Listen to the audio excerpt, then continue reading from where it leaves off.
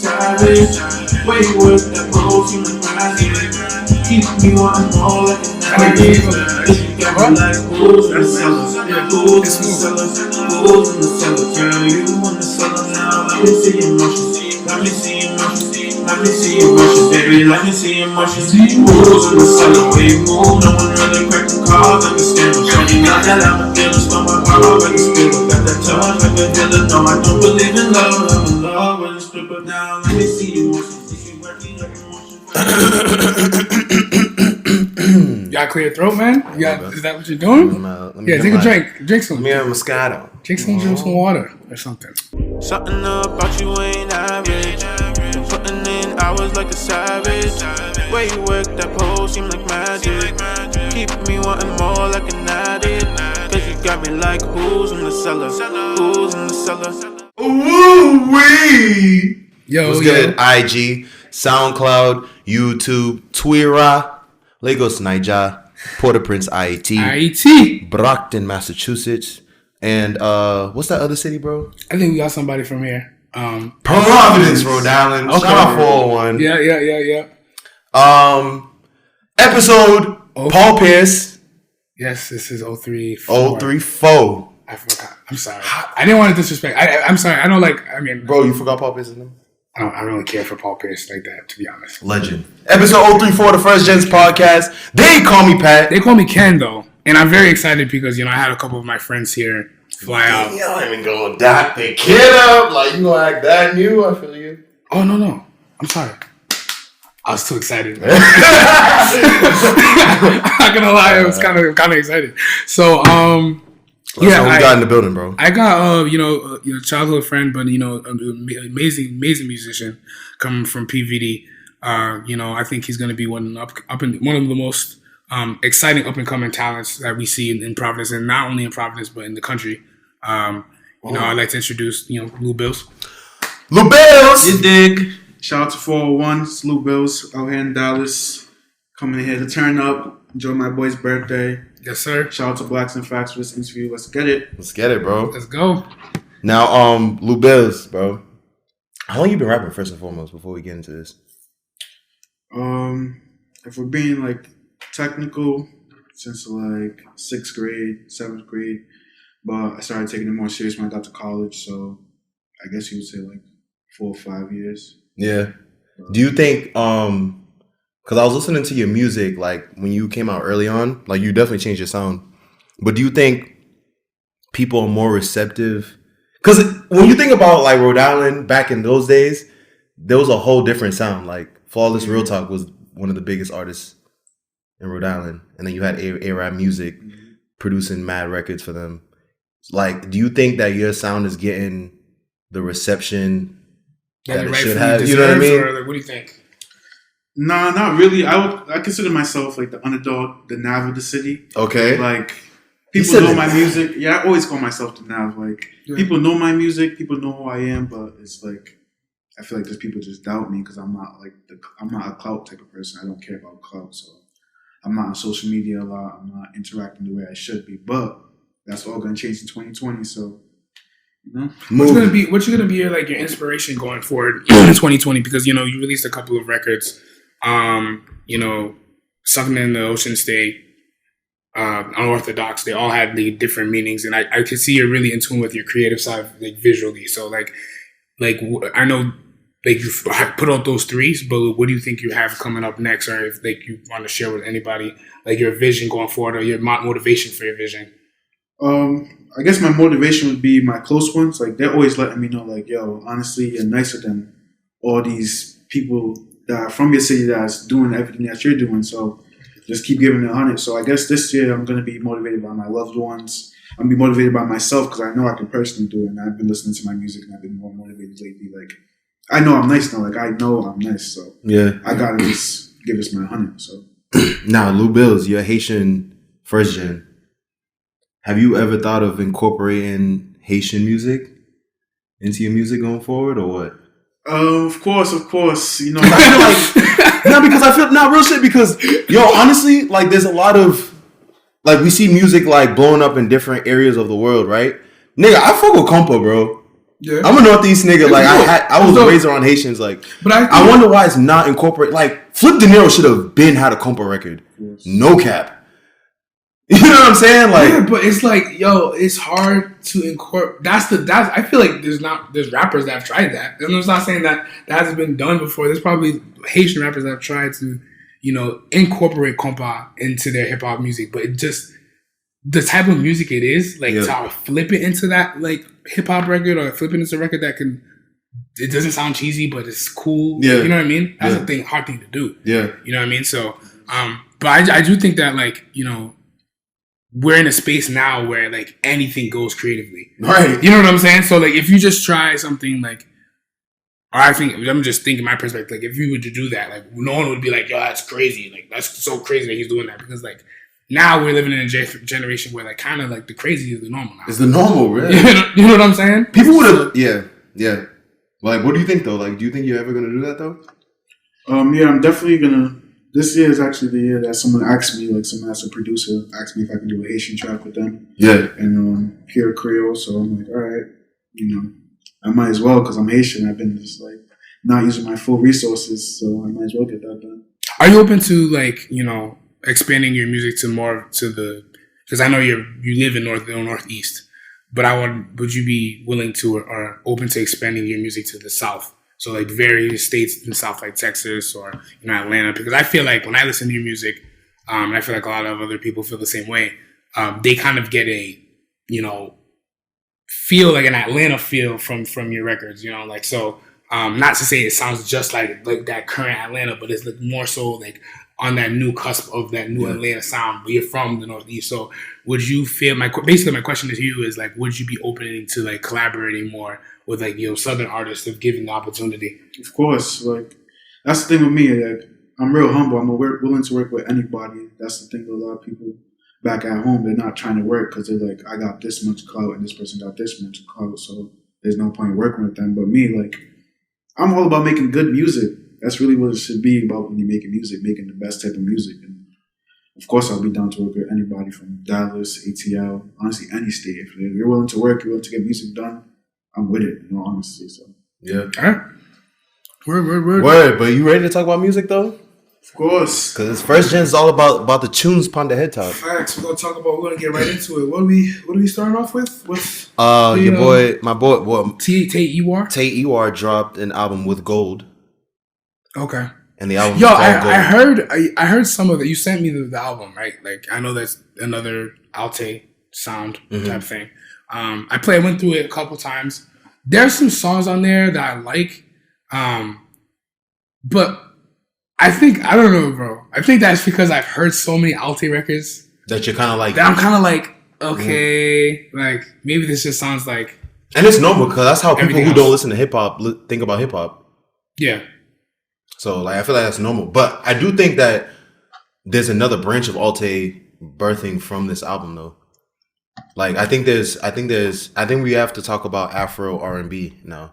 You know it's all like that's part. I think that's part of Alte. I think that's what it is. I think that's because like when I hear a lot of Alte artists, I think like Duncy, I think of like Santi. These artists, they are kind of like they rap, but they're singers. Yeah, you know what I mean. They do, but they don't make a concerned effort to come out with an R&B flowing album like Tate Iwar just did.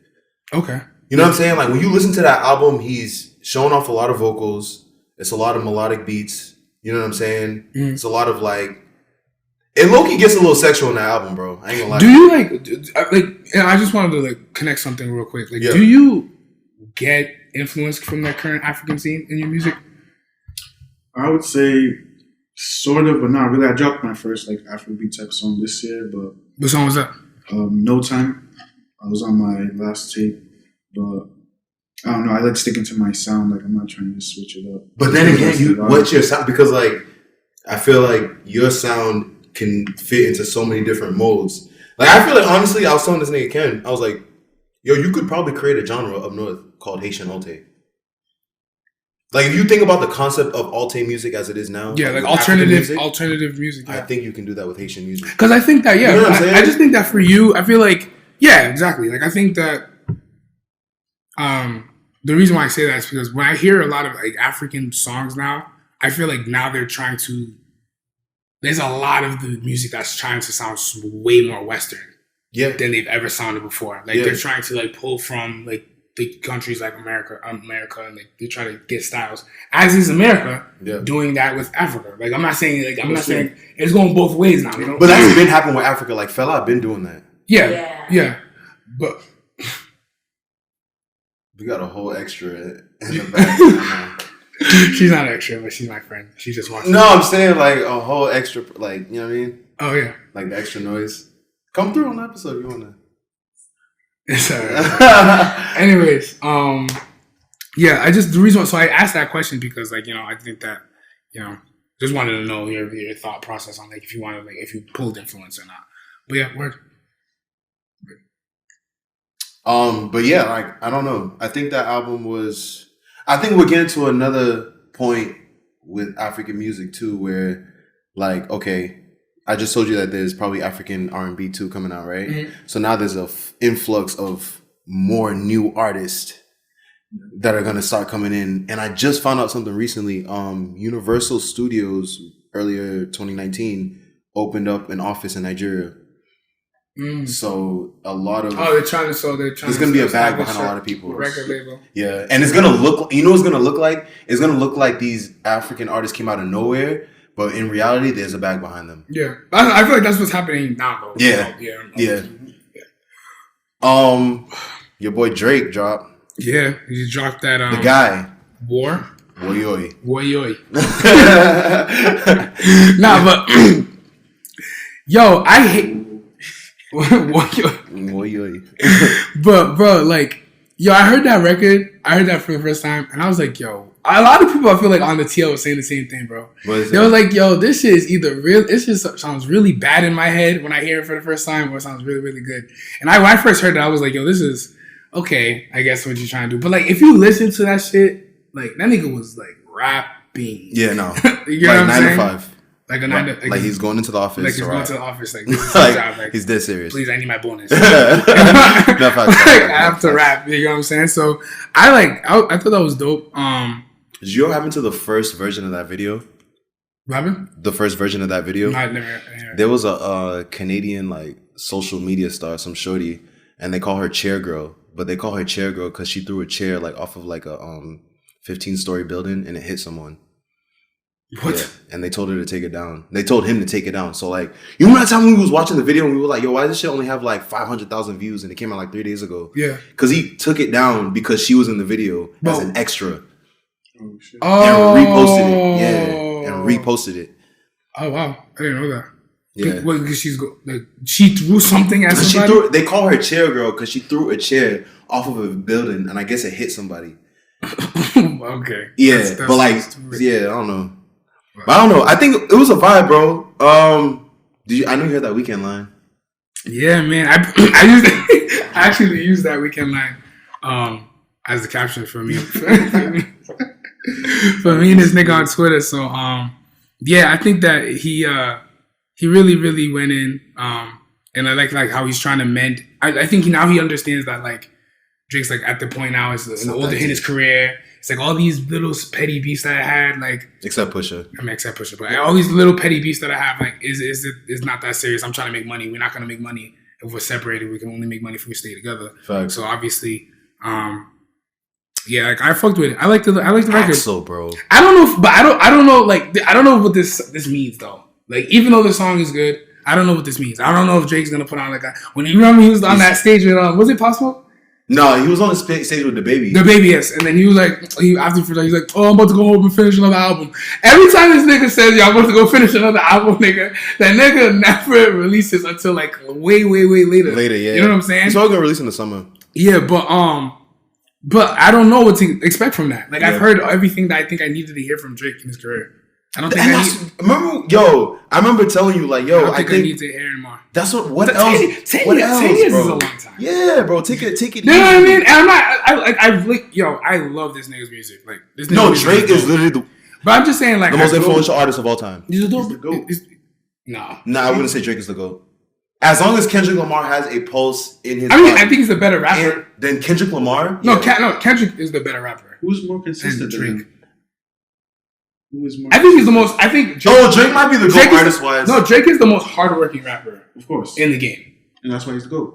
Drake might be the GOAT of artistry. No, he's not the best rapper though. Oh, he's not the best, of course not. But he's the GOAT. Why? Okay, give me a reason why you think Drake's the GOAT. Because you know Kanye is still consistent. Always. But Ye's been consistent for decades. He's been consistent for a decade. I feel like Ye always be doing that crazy shit, man. Just be doing some crazy shit now. Well, I mean, Ye's different now. I mean, Ye's not obviously in. Did you see Ye when he got heated? He was all like, he said, I think no one should be saying I make secular music and be playing games. To say I make secular music is to say I do music for anyone other than Christ. Yo, he was heated. This nigga be saying something. Yo, he really be. But I mean, yo, honestly, taking everything that nigga's been through in like 100%. You get what I'm 100%, saying? 100%. Everything that he's been through in like the industry. Like people turn on him turn on people, him going through shit. We don't know all of that. We don't know what goes on in the music industry. Music industry is evil. Yeah. You know what I'm saying? And still end up like, okay, I got a family. Like I'm trying to turn my life around. I'm trying. Maybe it's not. Maybe you don't fuck with it, but this is my new chapter in my life. Mm-hmm. He's still 40. He's like what, about to be 41, 42, and still popular in hip hop culture. There's a reason for that, bro. We a lot of people like hate on artists. Like they do that with Drake too. They hate on these artists on the TL to make themselves look cool. Yeah. But then when they go home and they want to listen to the what do they listen to? Music that makes them happy and makes them feel good. They listen to these artists. So like, okay, you think Drake's the GOAT, right? Yeah. What are his classic albums? Not saying that he doesn't have any, but what do you think are his classic albums? Honestly, I would say my best one is to Take Care. Okay. Is that his only one, you think? I think it's Take Care too. That's his only one? I think you posted something about this on Twitter. I did. Too. I think there's an argument that needs to be made about Nothing Was the Same. And I won't smoke with you guys. Nothing was the same. I won't smoke with you guys. Nothing Was the Same was fire. That's actually his best Nothing album. was the... Tuska Mother is one of the greatest intros of all time. No, but the time that it was released, when I was in Sky, you alright? Like, it was a good vibe. It started from the bottom, was on that album. Trust me, Ken, I'm telling you, the album is fire. No, it was. The album is fire. But was it a classic? If you think about it, the song with Janae Aiko, From Time's fire. I still listen to Fight in My City. He got bangers, bro. Bro, I don't know. All Me with... I think that Take Care is so good because... Weeknd wrote it. Okay, you always bring up this nonsense about fucking... No, we can do it right. Like, bro, come on. It's still Drake who put out the album. You're right. Then if you say that, you gotta say the same thing about Kanye and Travis Scott with My Beautiful Dark Twisted Fantasy. That's facts. And it's Kanye's album. Yeah, that's Kanye, still. yeah. You know what I mean? But I think that Take Care is good. It's super good. I think you in a collective project and basically coming off of that, I'm Young Money, I'm under Lil Wayne. I think he broke that barrier with that album. It was like, okay, like now I'm right. This is a Toronto album. Yeah. So that transition, that's what made me respect. Like whenever an artist makes that breakthrough in their career, I always call that album that's released during that breakthrough. I always call that album the best in their career because that's the album that made them where they are. I disagree. That's always the case. Like that's not the case with Jay-Z. Reasonable Doubt is not Jay-Z's best album. Yes, it is to me. No, it's not. I think it is, but I think those albums cultivate made them who they are, and that goes for every rapper and artist. So then, you just contradicted the fuck out of yourself. Go ahead. Because then, Ghetto Lenny Love Songs and Collection 1. But I think Ghetto Lenny Love Songs is better than. But Collection 1 molded the Shane Johns that you know now and enjoy. Come on. He got me.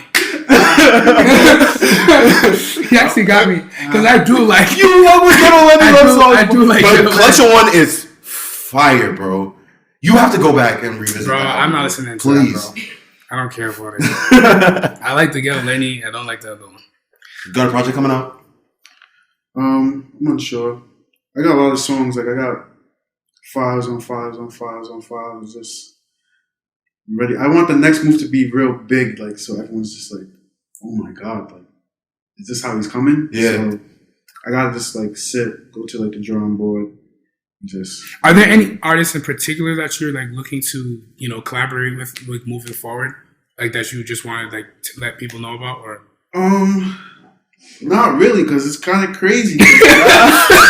I'm not gonna lie, I've shouted out a couple of artists. Like I reached out to them. Like I've done my part as an artist. Like I reached out saying like, "What's up?" Like let's get a song done. They're always all about it. Like when the person's like, yeah, just email me, let me know. When I hit them up, there's like no response. So I'm like, I'm not gonna keep chasing like another artist, especially if you're from my city. Like, why am I chasing you? But yeah, but like at this point, you know, they're gonna be chasing you. So like, it's a double-edged sword, right? Like you gotta be in that position now to be chasing those artists and like going to those DJ booths, obviously, and being like, "Yo, play my record," because like that's what you're in that position right now to be the up-and-coming artist. So I understand I see what you're saying though, because it's like if you're doing the effort, like come on, you feel me? But that's weird. I would never expect that because I feel like people would really be open to working with you. Your music is good. Some people be down, don't get me wrong. Like a lot of people, they hit me up, they'll be like, let's get a session. Like I'll hit up Generous, book the session, we're in the studio recording. Who's Generous? Generous is the producer who I produce all my music with. Okay. He's a part of Hot Stoppers that have a collective of other producers. They're from New England, all over. They're really everywhere, kind of. So. All right. But trust me, I be trying. I be reaching out to everybody. Like that's the thing with me. All right, so let's make good music. Let's make good music. So you hear this, right? Like this nigga wants to make music. So where y'all niggas at? That's what I'm hearing. I'm hearing the artists trying to make music. So yo, you know who you'd make like great music with? Shout out Van Buren. Yeah, you heard about you probably heard about those niggas. Lord Felix. Lord Felix. No, the guy who did Gossip. He did Saint Leor. He did Gossip.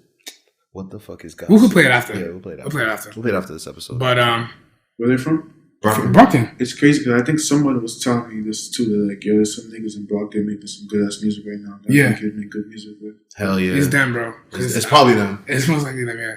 But shit, let us know what you think about the episode in the comments below. Thank you for tuning in. They call me Pat. And they call you Lou Bells, baby. You already know how we coming forward. Let's get it. All right. I'm Ken. Thank you for tuning in. We are the Blacks. We provide you the facts today. We out. Something about you ain't average. Been putting in hours like a savage. Way you work that pole seem like magic. Keep me wanting more like an addict. Cause you got me like who's in the cellar.